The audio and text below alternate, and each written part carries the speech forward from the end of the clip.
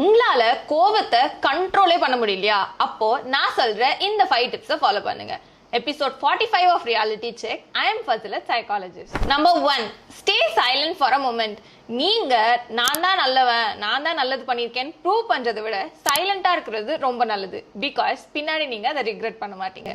Number 2, change your environment. அதே இடத்துல இருந்தா இன்னும் ரொம்ப ஸ்ட்ரெஸ் ஆகும். அதனால வெளியே ஒரு வாக் போறது, இல்ல ஒரு டீ குடிக்கிறது, இந்த மாதிரி விஷயங்கள்லாம் பண்ணலாம்.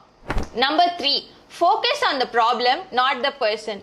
எப்போ பிரச்சனை வந்தாலும் இவனா இப்படிதான்ப்பா, இவங்க இப்படியே தான் இருப்பாங்க அப்படின்னு அவங்கள குறை சொல்றதுக்கு பதிலா ப்ராப்ளம் என்ன அப்படின்றத ஃபோக்கஸ் பண்ணலாம். Number 4, don't make decisions when you are angry. கோவமா இருக்கும் போது தயவு செஞ்சு எந்த முடிவும் எடுக்காதீங்க.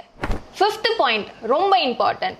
ஆஸ்க் திஸ் பர்சன், 5 மாசம் கழிச்சு, இல்ல 5 வருஷம் கழிச்சு, இல்ல 5 நாள் கழிச்சு இந்த ப்ராப்ளம் உங்களுக்கு முக்கியமா இருக்குமா? இது எல்லாத்தையும் ஃபாலோ பண்ணி பாருங்க.